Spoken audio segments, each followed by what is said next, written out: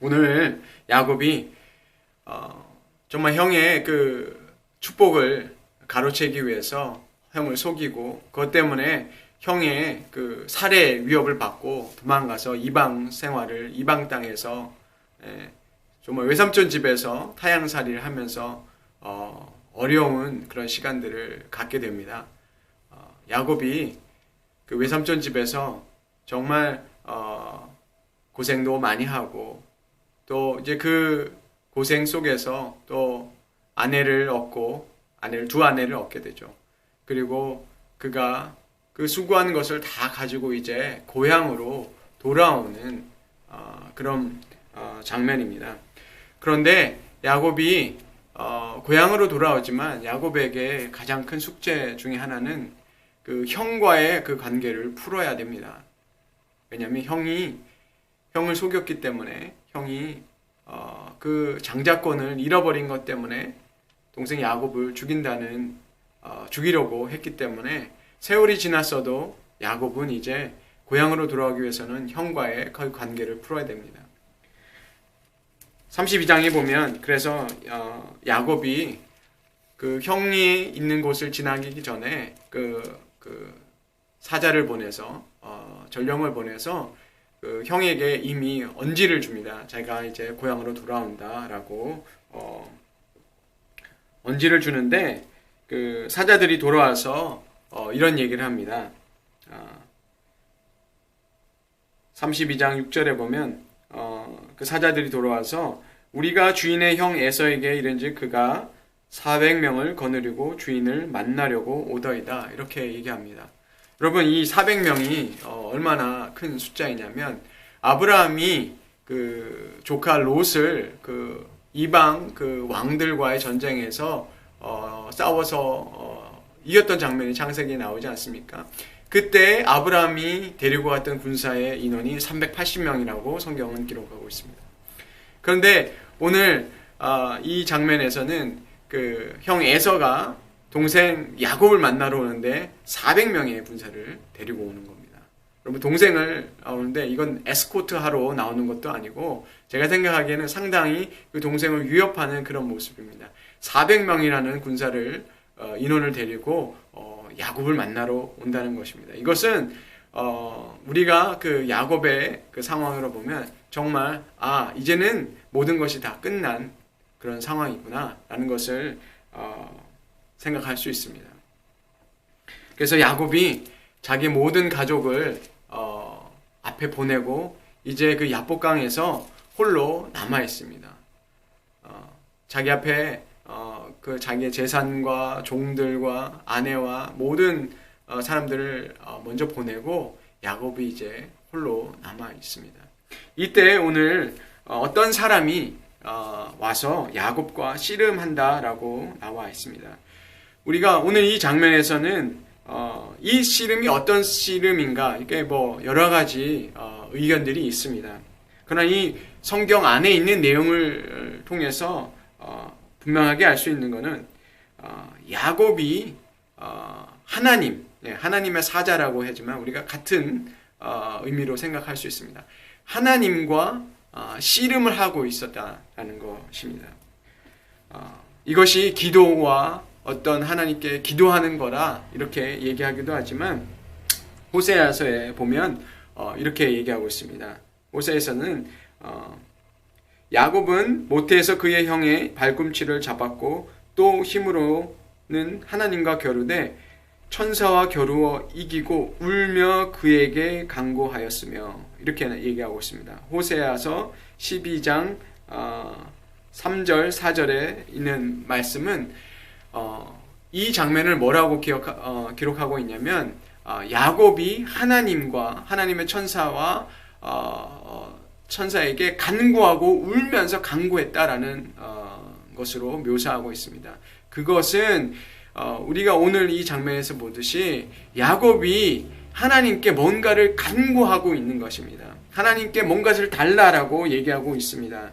그래서 26절에 보면 야곱이 왜 그렇게 하나님께 매달렸고 무엇인가를 간구하고 있다는 것을 우리가 알 수 있습니다.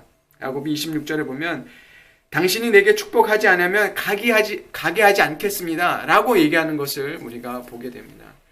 이것을 통해서 볼 때 야곱이 하나님께 무언가를 간구하고 있습니다. 하나님께 축복을 바라고 있습니다. 이 장면에서 야곱이 구하는 축복은 무엇일까요? 하나님께 간구하는 것은 뭘까요?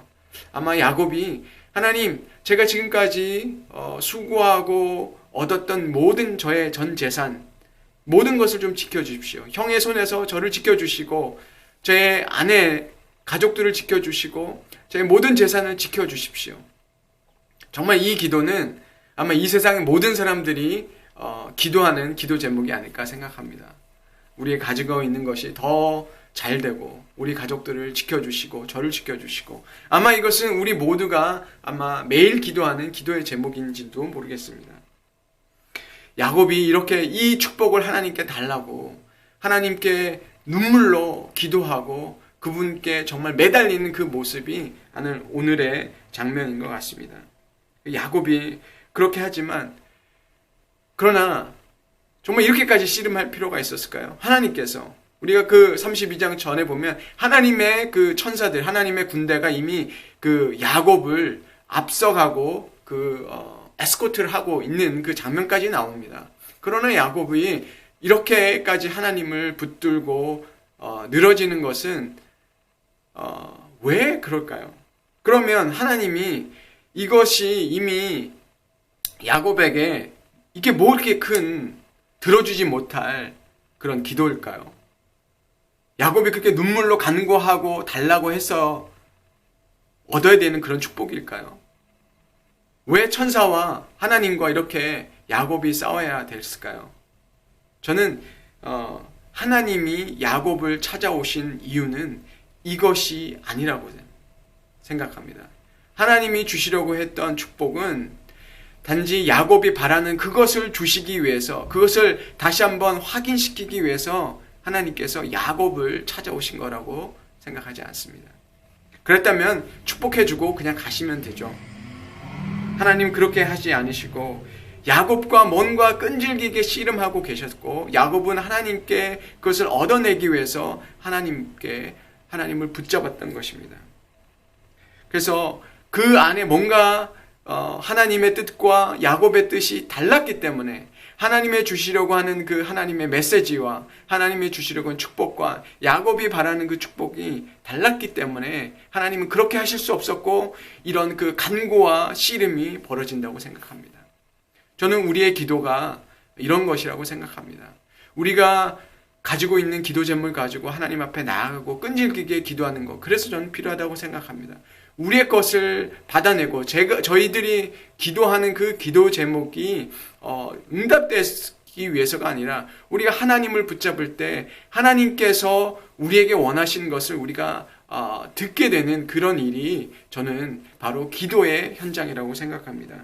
야곱이 그렇게 하나님께 눈물로 매달렸지만 하나님이 주시고자 하는 것은 그것이 아니었기 때문에 결국은 하나님과 씨름을 했었고, 그 야곱이 자기의 그 원하는 것, 그것을 포기하지 않았기 때문에 하나님께서 더 이상 야곱에게 말씀하실 수 없기 때문에 하나님께서 그 야곱을 떠나려고 하시죠. 지금 그럼에도 불구하고 야곱이 포기하지 않기 때문에 하나님께서 야곱의 그 허벅지를 때려서 그를 절게 만들죠. 사실은 이게 한번 근육이 망가져서 그 다음에 회복되는 것이 아니라 이 탈골이 돼서 야곱이 이 이후에는 정말 매일 다리를 저는, 우리로 얘기하면 그 핸디캡이 된 거죠. 죽을 때까지 이 핸디캡의 삶을 살아가는 그런 상황이 됩니다. 그만큼 야곱이 포기하지 않았기 때문이죠. 학자들은 얘기합니다. 이 허벅지를 친 것은 야곱의 아마 그 허벅지, 엉덩이가 아니라 아마 그 허벅지는 이 야곱의 생명과 같은 또 그런 생명과 같은 거라고 생각합니다. 상징의 생식기라고도 상징한다고 하는데, 야곱의 그러니까 모든 것을 사실은 하나님께서 이제는 다 없애버리신 거죠. 야곱 자신이 가지고 있는 그 능력, 자기가 가지고 있는 이제 남은 거는 내 몸뚱아리밖에 없다라고 우리가 얘기하기도 하는데, 정말 그것마저도 하나님께서 포기하게 만드셨다고 저는 생각합니다. 그래서 그래도 그 야곱이 축복을 해달라고 하나님께 매달릴 때 이제 하나님께서 그에게 이렇게 말씀하십니다. 내 이름이 뭐냐? 야곱이다 라고 얘기합니다. 이름을 몰라서 묻는 것이 아니라 하나님께서 야곱에게 이제 정말 왜 내가 너에게 축복을 안 주고 너가 얘기하는 그 간구하는 것을 들어주지 않는지에 대해서 말씀하시는 것 같습니다. 야곱의 이름 속에 속이고 다른 사람들과 이기려 하고 자기의 꾀와 자기의 능력과 실력을 가지고 살아가려고 했던 그 야곱의 모습을 하나님께서 다시 한번 보게 하시고 야곱에게 이렇게 말씀하시잖아요. 너 이름을 이제는 야곱이라 하지 말고 이스라엘이라 부를 것이다. 이것은 내가 하나님과 싸워서 이겼음이라. 하나님께서 결국 그의 그 허벅지를 치시고 그를 절름발이로 만드시고 그리고 이제 축복을 해주시는데 그 축복의 내용이 뭐냐면 그의 이름을 바꿔주시는 겁니다. 재산을 지켜달라는 그런 약속, 내 목숨을 살려달라는 그것에 대해서 하나님께서 기도했기 때문에 그것을 확인시켜 주시는 그것이 아니라 야곱에게 너가 다시 태어나야 되고 너가 지키려고 해야 되는 것이 무엇인가에 대해서 하나님께서 말씀하십니다. 그것은 바로 이스라엘이 되어야 된다는 것입니다. 하나님과 사람들 앞에 그 승리자로 서 있어야 된다고 하나님께서 말씀하시는 것입니다. 이것은 우리가 하나님과 사람들과 싸워서 무언가를 쟁취하는 그런 모습을 얘기하는 것이 아니라 우리가 어떻게 하나님과 싸워서 이길 수가 있겠습니까? 그것을 얘기하는 것이 아니라 하나님이 요구하시는 것은 너가 나와 하나님 사람들을 앞에서 승리자로 서는 것은 바로 하나님을 아는 것이라는 것입니다. 하나님이 바로 전능하신 하나님이라는 것을 아는 것입니다. 호세아서에서 말씀하셨던 것은 그래서 하나님께서 야곱을 만나 주셨고 그에게 말씀하셨나니 이렇게 얘기합니다. 여호와는 만군의 하나님이시라. 여호와는 그를 기억하게 하는 이름이니라. 그런즉 너의 하나님께로 돌아와서 인애와 정의를 지키며 항상 너의 하나님을 바랄지어다. 여러분, 무엇을 이스라엘의 역사가 야곱의 그 야복강에서 하나님과의 씨름하는 것을 통해서 주고자 하는 교훈은 무엇이냐면 하나님을 바라는 것이죠. 하나님이 전능하신 하나님이기 때문에 하나님을 의지하고 하나님을 바라라.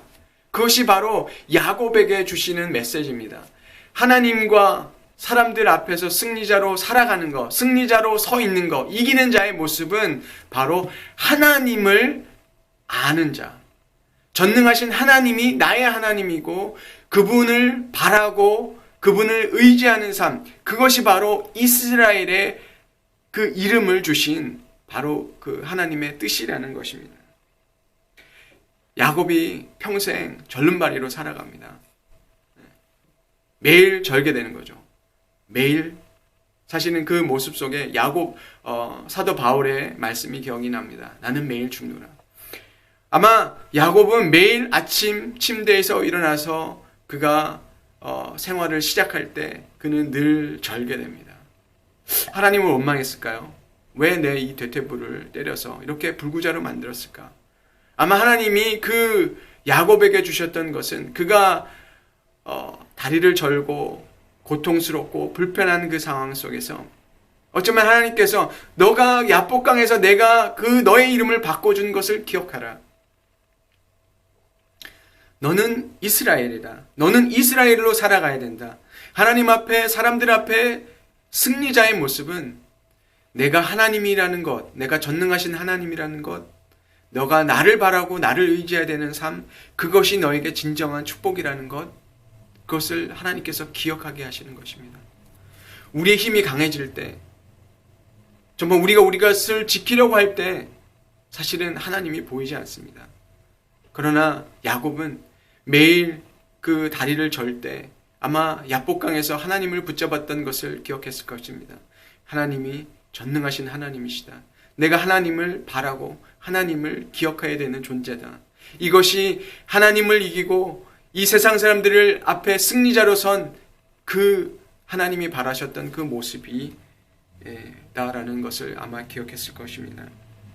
교우 여러분, 어려운 시간을 우리 모두가 보내고 있는데, 여러분, 우리 삶에 어쩌면 하나님이 주셨을 것 같은 그런 어려움들이 있습니다. 정말 우리가 그것을 통해서 하나님이 우리의 전능하신 하나님이시고 내가 그분을 바라고 살아가는 삶, 그것이 이 땅의 승리자의 삶이라는 것을 우리가 기억했으면 좋겠습니다. 많은 불편함들이 있고 또 이 팬데믹이라는 이 상황들이 우리를 불편하게 만들고 답답하게 만들고 또 이 이후에 아마 이 팬데믹이 다 끝나고 백신이 나오고 치료제가 나와서 우리가 일상의 삶으로 돌아갔을 때 또 다른 많은 문제들이 우리에게 찾아올 것입니다. 그러나 우리가 오늘의 말씀을 우리가 기억했으면 좋겠습니다. 야곱이 아마 매일 내가 죽는구나, 사도 바울의 고백처럼 내가 매일 죽노라 라고 고백하는 그 삶 속에 사실은 그 매일 죽노라 고백하는 사람들 삶 속에는 사실은 내가 매일 죽노라, 그러나 내가 예수 그리스도 안에서 내가 매일 사노라, 내가 매일 내 육신이 후패하고 내가 점점 죽음에게 가까워하지만 오히려 하나님의 영생이, 하나님 예수 그리스도 안에서 영생이 우리에게 더 가까이 있노라 라고 우리 고백하는 우리 그런 삶을 살기를 간절히 소망합니다. 여러분,